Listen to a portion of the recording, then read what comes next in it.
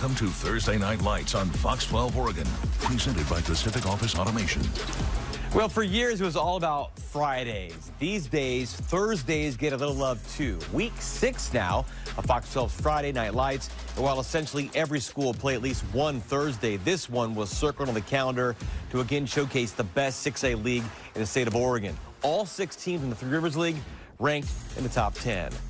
TNL kicks off with league title implications from the Lynn, land of the reigning state champion Lions from West Lynn, 5-0, just like third-rated Tualatin. Those Timberwolves going in Game 2 now without their starting quarterback Nolan Keeney, who's got a fractured collarbone.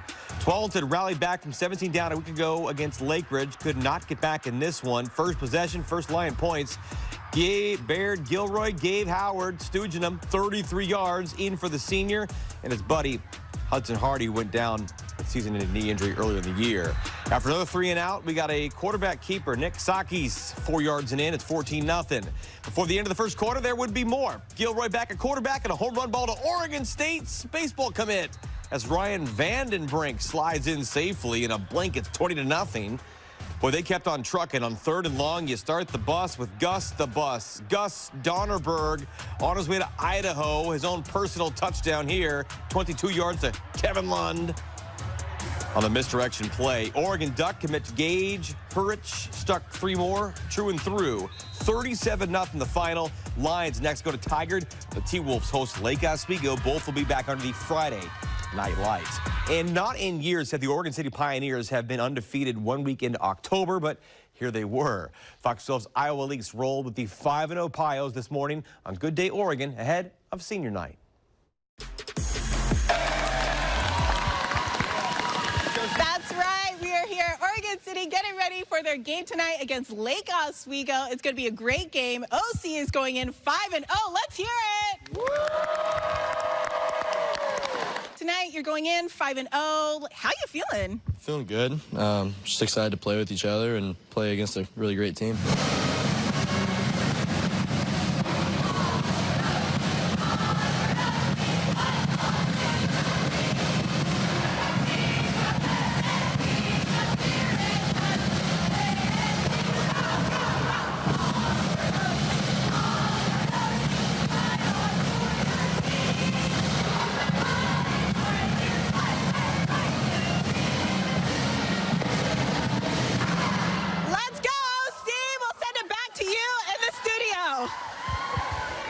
Well, not since 1996 have the Pioneers been in the mix as a 5-0 ball team when the team went to the state finals that year. First-year head coach Aaron Skinner has the 7th-ranked Pios rolling after a 17-point comeback a week ago at Tigard. Steve Corey's Lakers anchored down in at 4-1 after that loss to West Lynn. Game tied at 6, 3rd quarter. Their own 35. That's Ben Schneider to Thomas Borden, the big rip on the crosser and the connection for 37 yards with the red shirts. Then from the 10-yard line now, it's Borden in the backfield. The Pioneer comes all the way around for the gold rush for 10 yards. No point after. OC's up 12-6. Lake O back on the rock now and back on top for the 42. That's Liam Davis, the lefty quarterback. Escapes, spins, and boy, down to the red zone. Soon the end zone. 3 plays later, Xavier Russell, fun with a Z. Goal line, ground game good. 13-12, LO after 3. Lake Show, more room to grow there. Marcus Sprell, the sophomore sensation, to the 18, and then Bell chimes in for another score with 5 minutes to go. They're up 20-12. Pioneers last chance, 36, needs a touchdown and 2 to tie. Schneider to Borden on the cutback, tackle to the 20 after a gain of 16. They get to the 4th down spot on the 10-yard line, minute and a half to go, but no go. Great pass breakup in the end zone. 20-12 the final. Lake go with the road win. None of them come easy in the TRL. That's a good football team we just beat. We got another one coming next week, all right? So proud of the way you hung in there, you know? It took effort from everybody, the line, defense. We put it together in the end. We got it done, and that's what we needed to do. Yeah, LO 48. Coach Jeff Young always out there. They'll both now return to Friday play.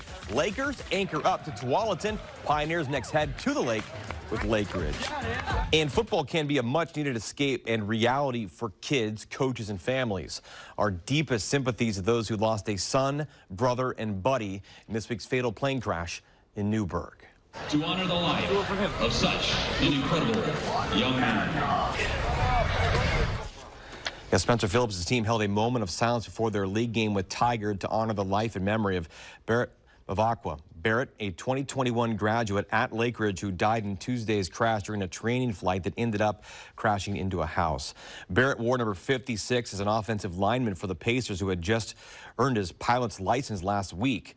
Our best at the hurting hearts in Lake Ridge, the whole community, have lived through the recent deaths of a teammate, 2 coaches, and now a former classmate and friend. Barrett also played on the Wilshire Riverside team that made it to the Little League World Series back in 2015 when his dad, Matt, was the head coach.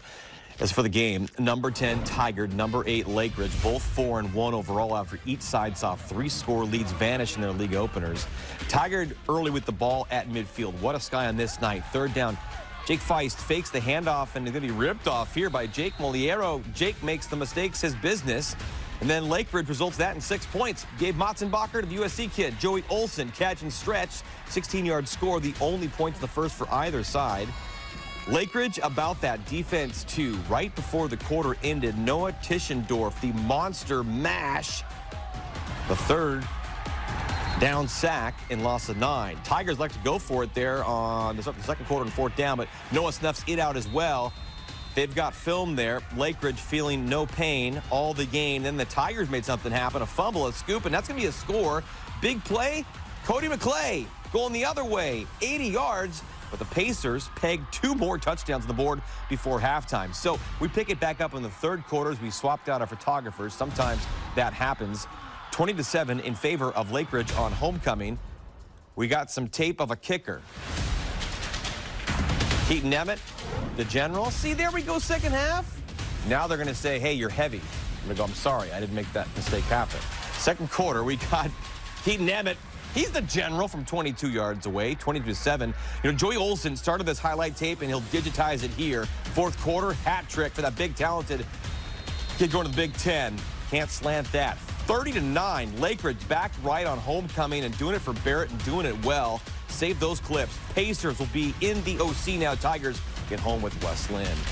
Thursday night lights in 5A from Independence. Crown the king and the queen. Homecoming, the Central Panthers, who are back in the field after having to forfeit a week ago. Number 10, McKay, in the first of a 3-game road stretch. Speaking of stretch, Kyron Fuimano has got to have a pretty tight stretching routine to pull this kind of thing off. Doesn't pull a calf, doesn't pull a hammy.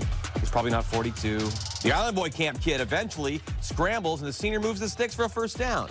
Same drive, Kai, the arm, the eye to his guide. Gavin Aguero, sophomore, big-time impression felt. Great snag. 16-yard score. It's 30-7 for the road team. The Panthers, not one to stop stomping, though. JT Girard, a freshman quarterback for Central, doesn't go down that easy, doesn't go down like that. Young kid doing very, very well for them. That run would get a reward as well. Asa Pritchard Moe, an APM TD, but 42-15, the Royal Scots get to 5-1. They haven't been that spot in more than 3 decades. Their 2nd straight roadie will be Thursday for homecoming at Silverton. We'll be there. The Panthers remain home for next Thursday again with Lebanon. Thursday night lights in the Dragons' lair of Dallas, a 5A Mid-Willamette Conference clash. Corvallis Spartans out to end a 2-game skid. Number 9 Dallas plays some dandy ball. Senior Xavier Webster weaves that web. Long 1st down, gets stuck in it, tucks the pig away. Then the same drive, the junior Eli Hess making it a mess on the other side. Clean up the end zone there, 7-0 Dragons. Hess got that nice flow of hair in the back, making Andy Jackson's job a little easier coaching here. The whole cavalcade of runners in Dallas just doing what they wanted. Their senior quarterback, Isaiah Mosley, carries in their 2nd rushing score. I am the instant message here to follow those great blocks. Nearly gets a house call. Gonna rock that stiff arm with the left. Rolled down to the 2. From there, Jarek Wellen, the payoff on a payday on Thursday. Direct deposit for Dallas. 42-14. They'll next roam to South Albany. Sparty next in Woodburn for closing up a 2 straight at home. We've got about a dozen more games to feature 24 hours from now. Here's a look at what's on the table for Week 6 of Friday Night Lights. 5 Fridays down, about 5 Fridays to go in the high school football regular season. Week 6 will be our fix. A short sleeve still in the mix. The best of a Pacific Northwest Friday under the lights. We'll see the show go on. The Kiggins Bowl, the Hudson's Bay Eagles haven't been 5-0 in 2 decades. Fox 12's Craig Bernbach will be live in the nest with 2 of the best in the 2A Greater St. Helens League with Washougal on the other side. Our Chandler Watkins joins the show this week for the big game in Mount Angel. While Kennedy moved up to 3A, Banks moved down to 3A. The Trojans and Braves, both unbeaten, it's meeting in that state semifinal a year ago. And it'll be a defensive show as neither allows more than a touchdown per game. And who's the best in the Metro League? Canada Lowe's Mountainside Mavericks over to Sunset as the Apollos and Mavs share the same record as games loom for those two the next 2 weeks with Jesuit. It'll be another party in the PIL where it's all about parity in the Rose City.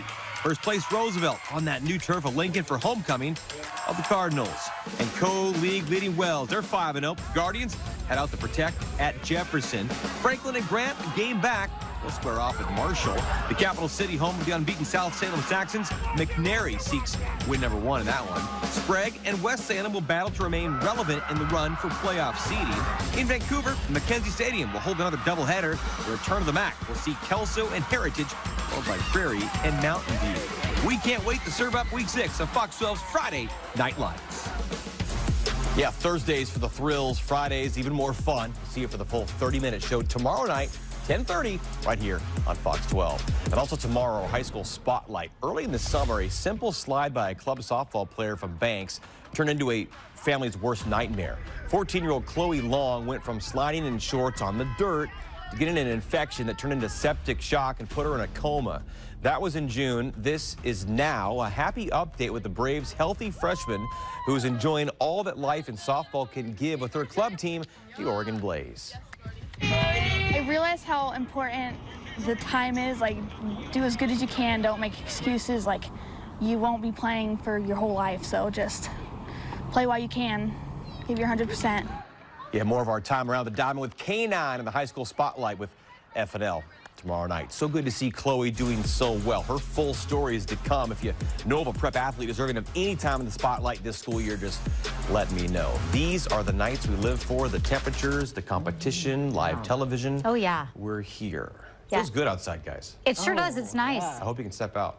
It's After nice. the news, don't turn it off yet. Well,